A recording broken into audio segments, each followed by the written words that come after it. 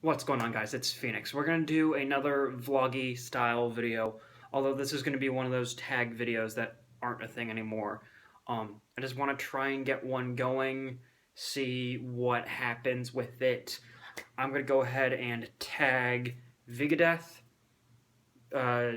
Dave Transformers Junkheap, and let's go with BistoYeti Richard as well.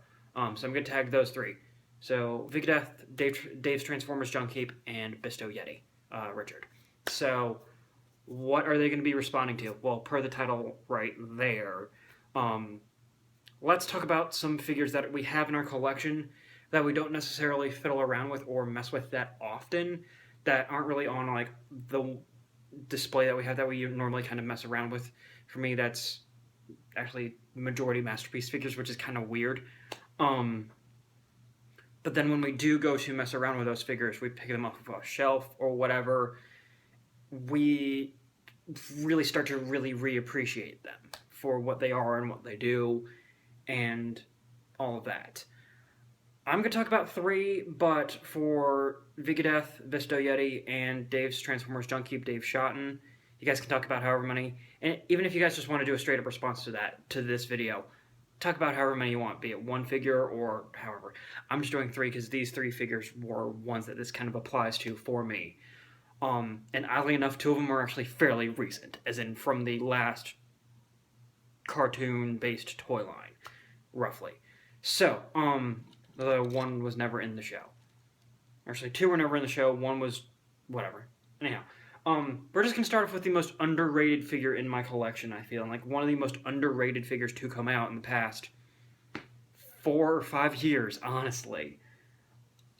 Transformers Prime, Robots in Disguise, Hotshot. For being a remold of Bumblebee, I feel like this guy never got his just due. This is a really freaking good figure.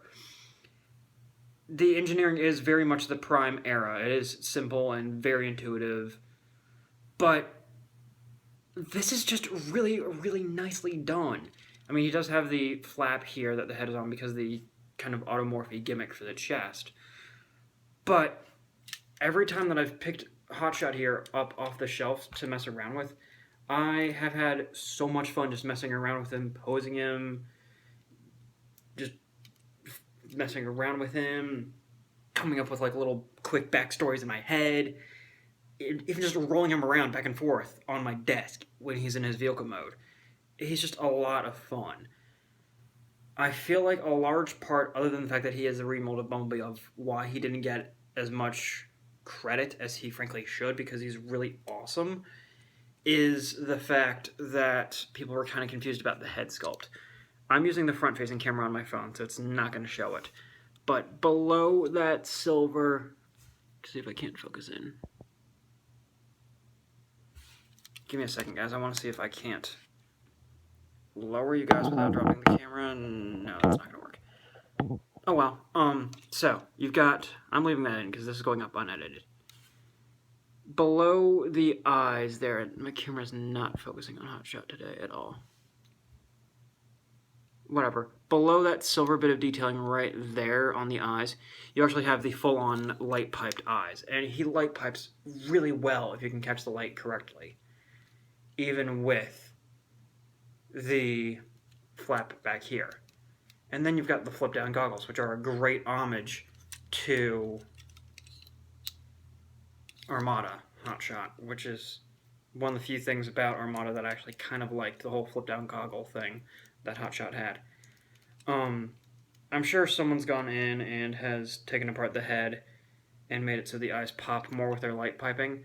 But even if you consider, as I drop his gun, the silver bits, his eyes, this is still a really cool looking figure, even if the expression is a little bit weird with the silver bits as his eyes. My camera is just not focusing on that head sculpt at all. I don't know why. But yeah, Hotshot is just a really nicely fun figure. He definitely does not get as much credit as he should.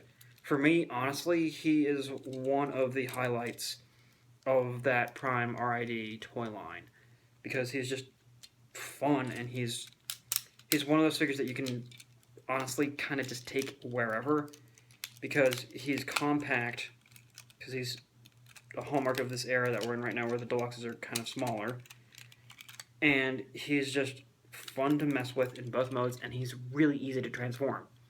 That little rambling monologue I just did took 10 seconds. Look at that. He's already in vehicle mode. And how do you not like how this looks? Just, man, they should have easily just done this version first before they re-released RID Bumblebee. But I guess why they didn't was because, oh, Bumblebee, kids love Bumblebee. Ugh, Hasbro logic. But yeah, Prime RID Hotshot. So good. And yeah, I have done a little bit of paint work on him, as you've seen.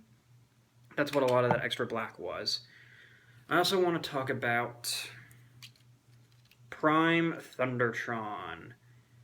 Not in the show at all. I think it was mainly only occasionally in the comics. I don't even know if he has made a comics appearance. Someone comment below if he's been in the comics at all recently, or the Prime comics, or whatever. I'm pretty sure he just has like his own fiction from that pre-Age of Extinction book, I want to say. Anyhow, whatever it's called.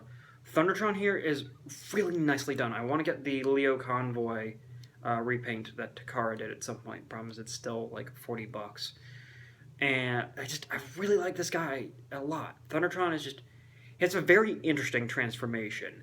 It's not your typical straighten out the back legs and then just stand the torso up transformation.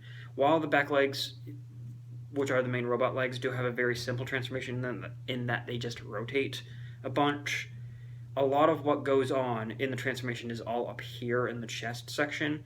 And while it is arguably fairly simple, it is still fun and involved at the same time. I actually really like the transformation on Thundertron here. It's very well and cleverly engineered, if you ask me.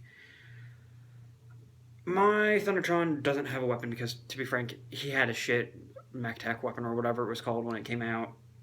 And I never did any sort of mod for his sword or whatever to make it actually handheld. And I have given him the that Dr. Wu sword that was all shiny and metallic that came for Optimus Prime from Prime, specifically First Edition Prime, a few times, but I don't know, I think that's actually still with Prime right now, and it just looks better on him.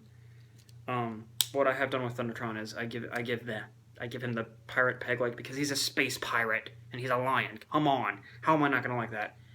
And then I put that other paw thing as a little melee gauntlet thing. Thundertron is just really cool. I love his aesthetic for such a really niche character who only has characterization in a novelization of something. It's probably just a canon story before Age of Extinction, but whatever. And a space pirate. He's just really cool. And I feel like, again, much like Prime Hotshot, Thundertron isn't getting enough love these days because in this era we're kind of satiated with Combiner Wars and what that's doing. Thundertron is kind of forgotten about. And again, he was a highlight of the Prime range for me because he's just really nicely done.